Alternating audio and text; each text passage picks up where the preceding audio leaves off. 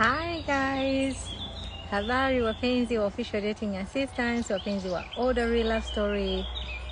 It has been a while, muda mrefu sijaingia live, tuweze ku catch up, tuweze kubonga. Hi, I'm Glory. Hi Azeki. Hi Vidik. Jamani, habari zenu? It has been a while. Bwana, kwanza nilikuwa nafanya walking kwenye forest. Mimi ninakoishi ni jirani na forest, kwa hiyo huwa nafanya walking. Lakini leo nikasema nifanye hii walking then niingie live niweze kuwasimulia kitu. Kuna kitu nimekutana nacho na nikasema ni vizuri nikaje kuwasimulia, na imani kuna mtu ambaye anapitia the same situation, inawezekana ikamsaidia. Eti hapa niko mapangoni, niko kwenye msitu na pametulia, kwa ni vizuri tunaweza tukaongea tu vizuri live. Sasa bwana, mimi nimekutana na binti ni anatokea Afrika, na huyu binti yeye ameolewa na mtu wa hapa Austria. Sasa nimekutana naye tukawa katika ile kuongea, unajua tena wanawake nini. Ndio yule dada watu maskini akaanza kufunguka. Kaanza kusema, mimi nimekuja hapa lakini mume wangu kila siku story nimekuleta Ulaya, nimekufanyia hisani, nimekusaidia kufika Ulaya, yana anakuambia hauli chakula kikashuka. Nimekufanyia hisani, nimekusaidia, nimekutoa Afrika, nimekuleta hapa. Story ni hizo. Nimetumia gharama nyingi sana kukutoa Afrika kukuleta hapa, ni pesa nyingi nimetumia, na hivyo inabidi nilipe pesa zangu. Kwa tena kuna kulipana pesa. Sasa huyu binti ninavyoonyesha from the beginning amekaa kinyonge. Pengine labda kweli alikuwa na maisha magumu kwao, mwanaume akaja tena. Kwa mwanaume anaona kabisa nimekutoa labda kwenye maisha magumu. I don't know. Yeye ndo anayejua na Mungu wake. Ila story ni hiyo, na mwanaume anamwambia nataka unilipe, nimetumia karibia euro 4,000, kwa hivyo nataka unilipe euro 4,000 zangu. Kwa binti alichokifanya katafuta kakazi, kapata time mwenyewe, kapata ako kakazi, anapata mshahara net ya mwisho anaobakiwa nayo mfukoni ni euro 900, sijui amesema, si euro 800, something like that. Hiyo pesa anaobakiwa nayo mwisho wa siku mwanaume nafikiri ni euro 900, maana mwanaume amesema anatakiwa ampe euro 800, kwa hiyo maana anabakiwa kama na euro 100 tu. Sikumbuki vizuri hizi numbers, lakini ameniambia kwamba yeye anabakiwa ni kama na euro 200 tu mfukoni. Pesa nyingine yote inabidi ampe mwanaume. Mwanaume analalamika, nimekuleta hapa, nimetumia pesa nyingi, gharama nyingi. Alafu topiki ya pili ni kwamba nalipa bills, nalipa kila kitu mwenyewe, natokea umekuja wewe, gharama imeongezeka ya maisha, so you have to pay me. Kwa stories zimekuwa ni nyingi, yani it's all about money, yani topiki zao ni money, nimekusaidia, nimekufanyia hisani, unilipe pesa zangu. Yani hizo ndo story kubwa ambazo wanazizungumza. Hakuna tena upendo, yani upendo umepungua, manake yule mdada yani kama vile naye umemkatakata maini, mtu aenda akafanye kazi, uchukue karibia pesa yote. Sasa unakuta wanaume wa namna hii ambao ni wanaume watesaji, wanakuwa wanafanya hivyo kwa sababu akiwa na imani ya kwamba wewe hujui utaratibu hapa, hujui sheria za hapa, ufahamu chochote, uelewi utaratibu wa maisha, yani uelewi chochote. So anaona anaweza akafanya vyote anavyojisikia. Sorry guys, sijui mnanisikia, nafikiri kama kuna ni gari linashusha mbao, sijui kuna kelele. Basi kwa hivyo wanafanya hivi kwa sababu anajua wewe hamna kitu unachoelewa. Na wewe mwenyewe umejiweka kinyonge from the beginning. Kwa hiyo ina maana yeye anavyokuambia vile wewe ni unatetemeka. Mungu wangu, pesa za watu. Tafanyaje mimi? Tayari na wewe pia unazidi kumpa kichwa yule mwanaume cha kuzidi kukunyanyasa. Sheria inasemaje? Mtu anapokuwa amekuleta Ulaya kama ni kwa lengo la family reunion, sijui ni marriage, sijui ni nini, taratibu zote zimefuatwa za kisheria. Manake wewe upo chini ya mtu aliyekuleta. Mtu anapokuwa tena anadai pesa, manake hicho mahusiano yenu nyinyi, ina maana hapo tena hakuna love wala hakuna family, mnataka kuchajishana pesa. It means it comes to business, kwamba inabidi umlipe gharama ambazo yeye amekuletea wewe hapa. Na hiyo ni kosa kisheria. Yani hapo ni sasa na mtu anafanya human trafficking. Kwa huyu mtu siku akikuropoka hivyo, labda siku ya kwanza ukanyamaza, siku ya pili ukaamua umrekodi, ukawa na ushahidi wako, siku ya tatu unamwambia hichi kitu unachokiongea hii ni human trafficking, unachokizungumza wewe kisheria hii ni human trafficking. Lazima umwambie ajue kwamba wewe pia unajua, na yeye pia apate uoga. Na wazungu ni waoga wa sheria, yani wanaiogopa sheria kweli kweli. Kwa unapomwambia hivyo anaona kumbe huyu mtu anafahamu taratibu, na yeye atafanyaje? Ataback off. Kwa kuna mabinti jamani wako kwenye hizi situation. Huyu ni mtu tu mimi nimeongea naye anatokea Afrika huko. Lakini kuna mabinti ambao nyinyi mnazungumza Kiswahili, tunaelewana, ni ndugu zetu, wanapitia the same situation. Kwa kama unanisikia unapitia the same situation, cha kwanza jua kujisimamia. Usiwe muoga. Huyu mtu amekuleta yeye uko chini yake kwamba anatakiwa akuteke, na kuna zile form za kujaza kabisa kwamba utakuwa mwanaume ndo ambaye anakutekea zipo. Yaani sio tu kwamba unakuja hapa kuna vitu hawasign, wana sign. Kwa ina maana ukikutwa na tatizo lolote ni yeye.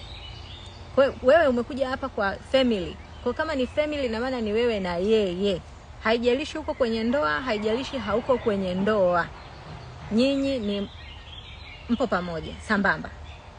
Kwa hivyo usikubali kunyanyasika eti sijui unilipe pesa zangu, sijui nalipa sijui kitu gani. It's okay, kwenye familia kunatakiwa kusapotiana.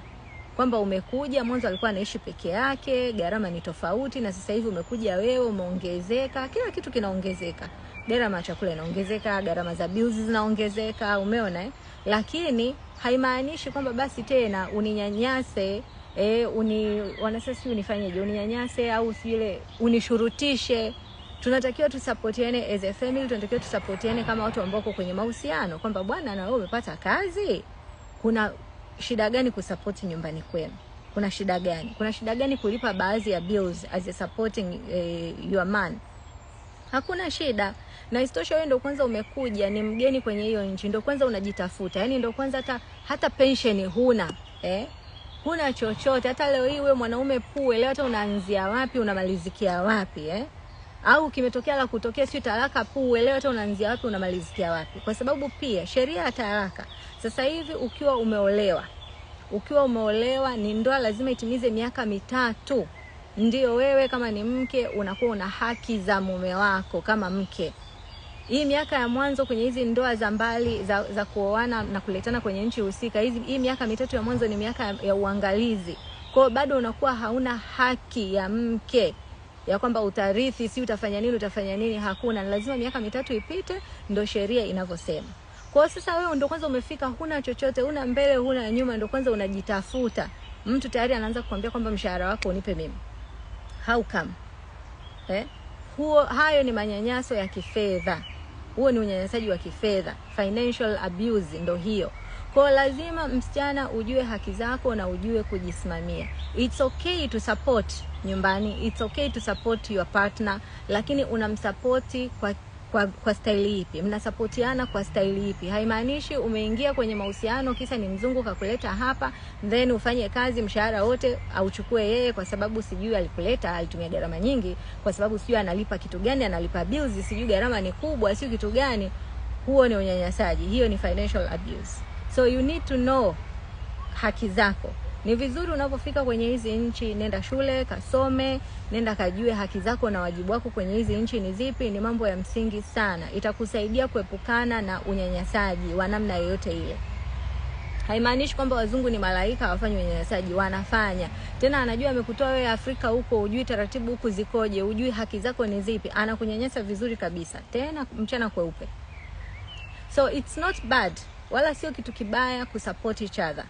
Lakini unatakiwa, wanasema ule kwa urefu wa kamba yako, kwamba una support ndio kwa kiwango kipi ambacho unakiweza. Mkae chini, muwe na good communication, ujue. Na haya mambo si nimekuleta unilipe pesa zangu, hiyo ni kesi kisheria. Usikubali kunyanyasika kwa hiyo sentence na ukaona kweli umesaidiwa.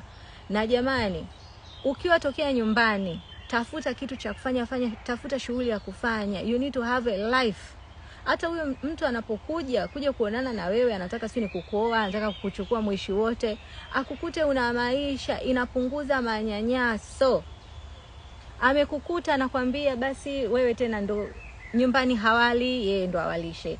Wewe mwenyewe huli, lazima yeye akulishe. Nyumbani sijui tu bilevo tutalala nje, yeye ndo afanye kila kitu, yeye afanye kila kitu. Mwisho wa siku anaanza kujiona kama Mungu mtu kwenye maisha yako.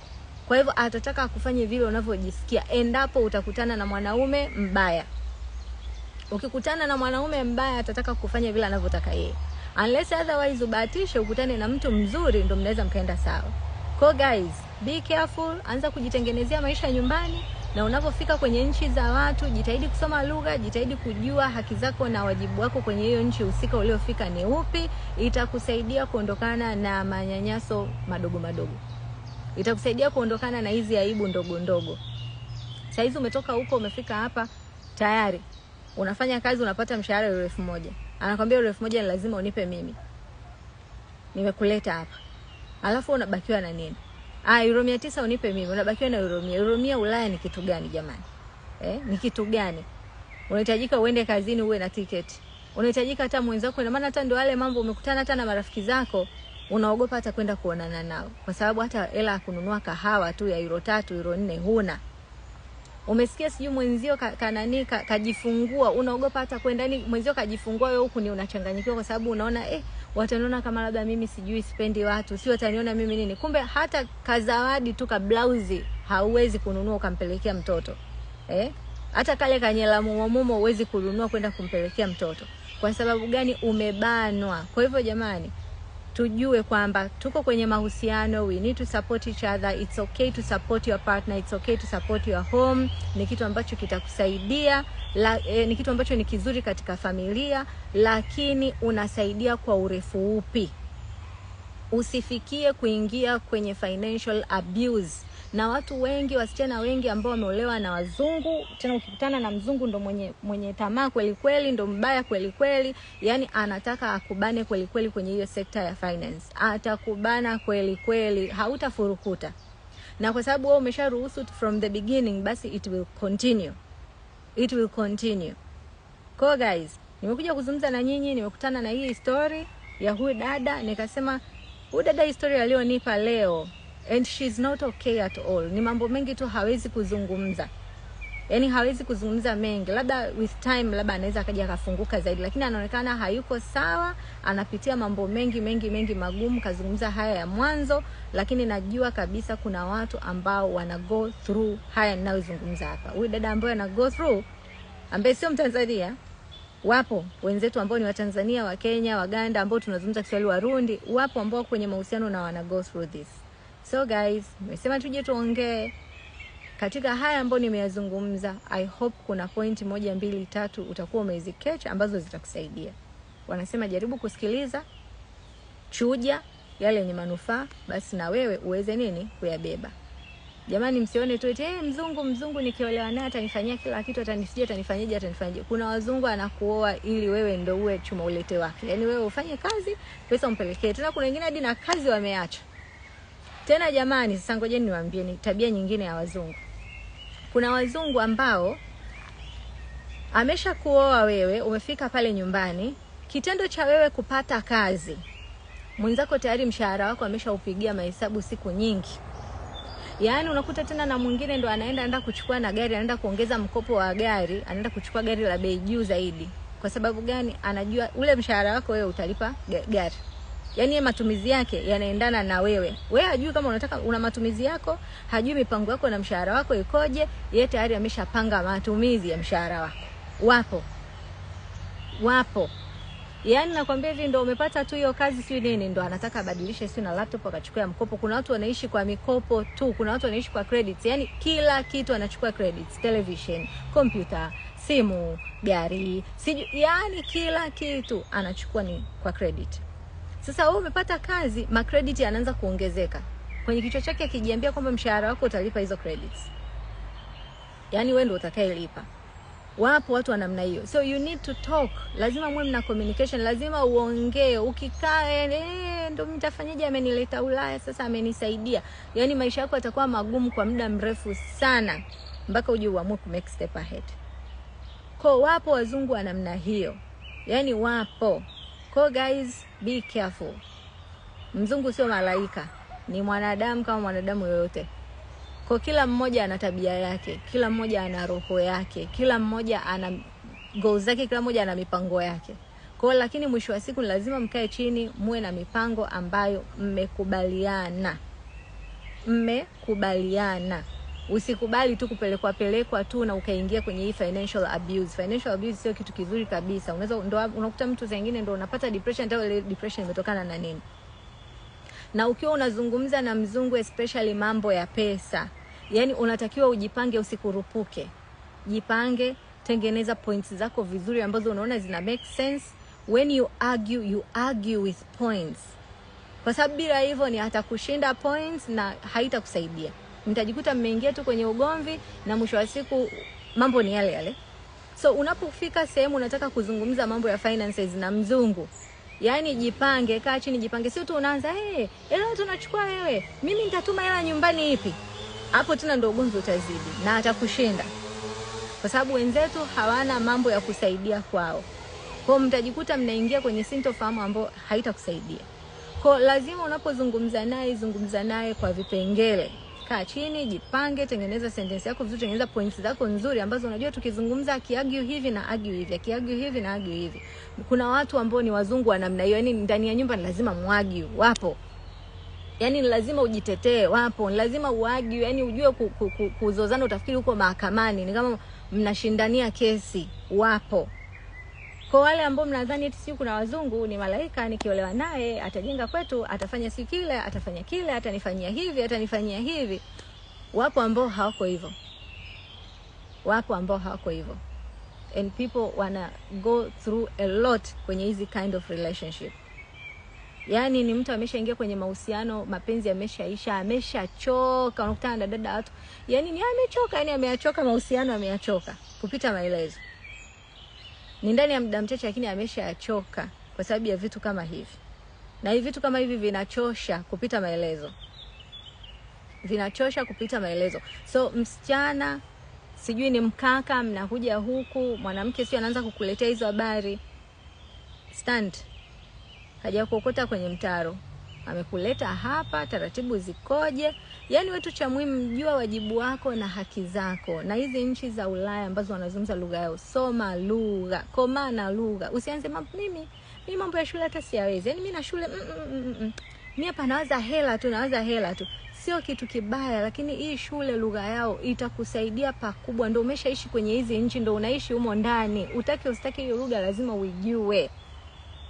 Utaki usitaki lazima haki za wajibu wako kwenye hii nchi na haki zako lazima uvijue. Yani utaki usitaki. Kwa mambo kusema mimi shule na mimi mimi naweza kutafuta hela tu. Sawa, kila mtu anaitaka pesa, lakini unaweza ukaitafuta hiyo hela na isikusaidie. Kwa ni muhimu kufahamu unakoelekea pakoje. Ni muhimu sana. Nimeongea bila break, nimeongea kwa uchungu kwa sababu najua kuna watu wengi wana go through this. Na kwa sababu gani? Kwa sababu pia hatuzungumzi watu wakafahamu kwamba kuna mambo kama haya, ili watu waweze kuwa alert, mtu aweze kujua kabisa kwamba kuna kitu kama hichi naweza nikakutana nacho. Kwa I need to be, niwe makini, nikae kimakini. Na siku zote ukikutana na mahusiano ya mtu ambaye anaanza kukuletea hizi habari za mambo nilikuleta, inabidi unilipe. Yani ikishaanza hizi kauli, wewe unachotakiwa kujua, huyu mtu inabidi uishi naye kwa akili nyingi na za ziada kuliko za kwako. Yani ujumlishe na akili za watu wengine ili uweze kuishi naye. Mtu akishaanza kukuambia hizi habari za nilikuleta, inabidi unilipe gharama zangu za kukuleta, huyu mtu inabidi wewe uwe step ahead kwenye akili yako, kufikiria, kujipanga. Bila hivyo my friend, umekwisha. Utumia akili yako nyingi kuliko moyo wako.